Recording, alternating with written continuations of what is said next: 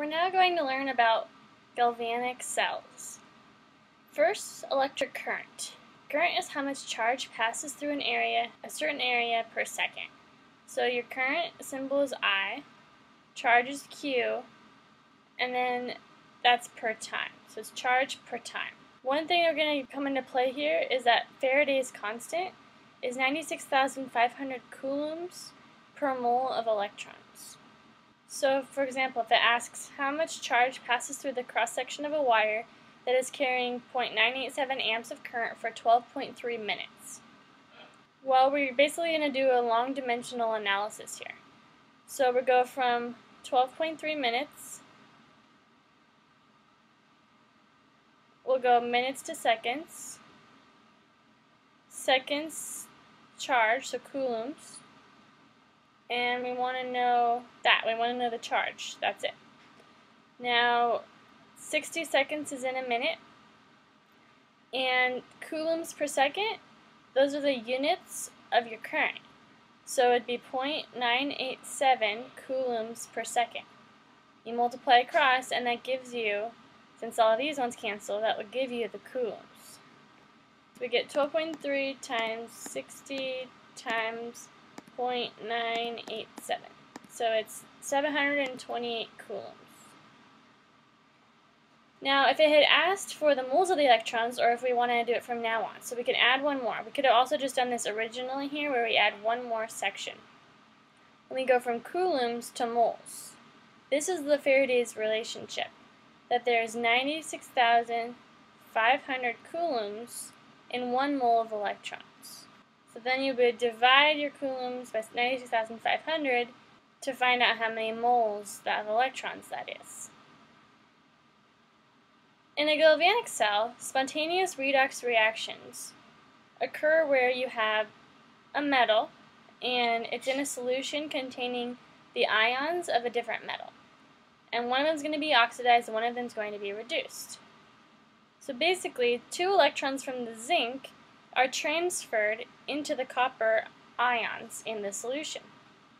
So it's transferring those 2 electrons. So the zinc is losing 2 electrons, so it's being oxidized, and the copper is gaining 2 electrons, so it's being reduced. Now you have copper metal instead of copper ion, replacing that zinc metal.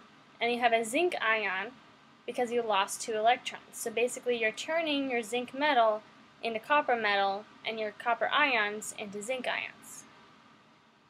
For question 4 on the AP test, if it asks you something about this, if you see a solid metal in a solution containing metal ions, it will always be this type of redox reaction. For example, a copper penny, so it's one metal, is dropped into a solution of silver fluoride, so it's dropped into metal ions, because you'll have copper plus silver. Now, what you're going to create is the other metal plus Cu2+. You also need to balance the charge, so we're going to do our half reactions. We have Ag plus to Ag, so we need 1 electron over here, and we've got copper to copper 2+, so we need 2 electrons over here. So we're going to multiply this one by 2. So overall we'd have 2 of these and 2 of these and 1 of everything else. In a galvanic cell, or it's also called a voltaic cell, it transfers electrons from one reactant to another along a pathway. So it's not a direct transfer. There's like a little trail it has to go through. They're always spontaneous, so delta G is always less than 0. And the chemical energy is converted into electrical energy that moves electrons. So here's our example of a voltaic cell.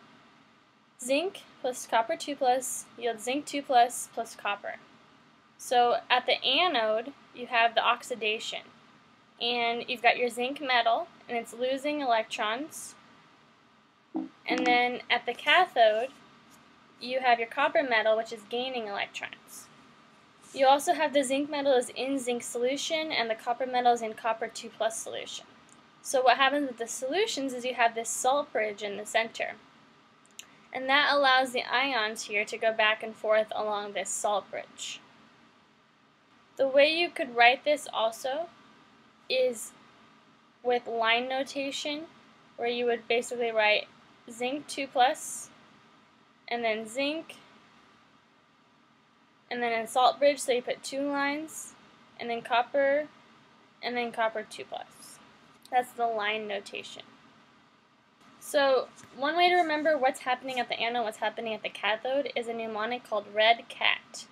This means that at the cathode, it's being reduced.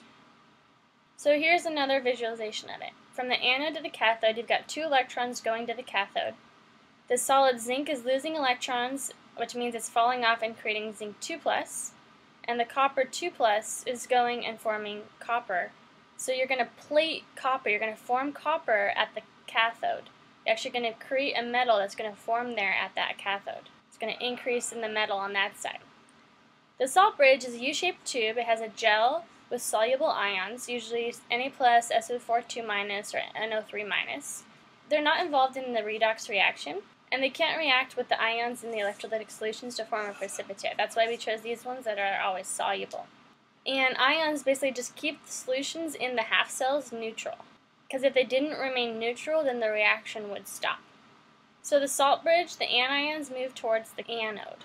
Anions towards anode, easy to remember there. And cations towards cathode, cath. So there you go. So why do the electrons flow from the anode to the cathode? Is because the energy for the electrons is higher at the anode than it is at the cathode, and things automatically want to go towards a lower energy state. That's just natural, that'll naturally fall, like a rock will naturally fall off to go down to a lower potential energy. So gravitational potential energy is based off how high you are. The further you fall, then you have lower potential energy at the bottom. So the potential energy is also the work that you do. Now, potential energy and potential difference, we refer to this as voltage or volts. It's your change in volts. It's your change in potential energy per charge. And one electron has a charge of 1.6 times 10 to the negative 19th coulombs. And so then there'd be 6.25 times 10 to the 18th electrons, 1 negative coulomb of charge.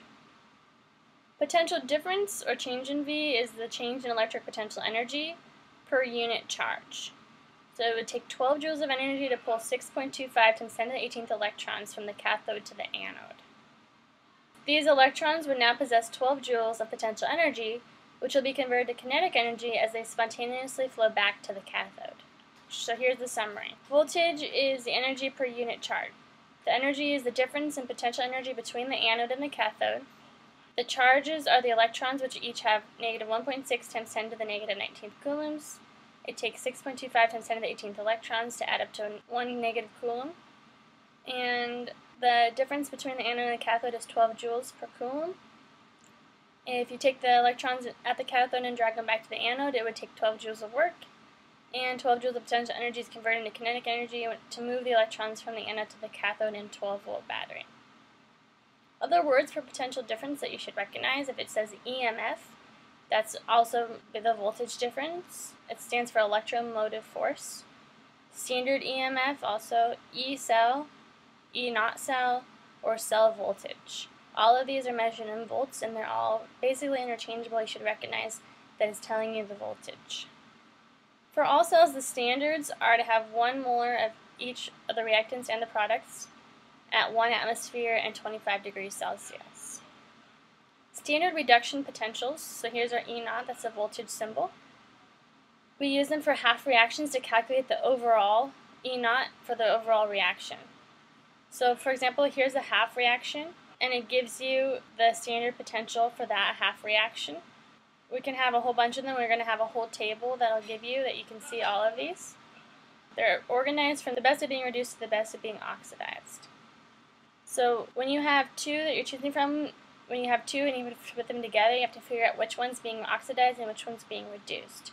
The more positive, so less negative, E was the one that will be reduced. It's more towards the top of the chart.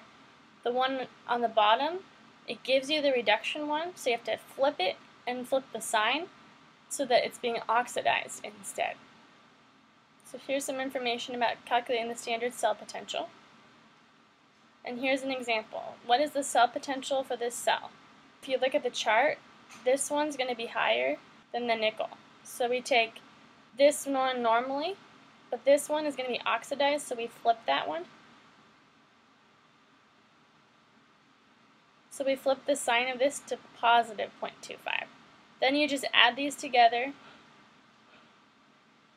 to give you your overall for the E cell. You don't ever multiply by anything, you just simply add.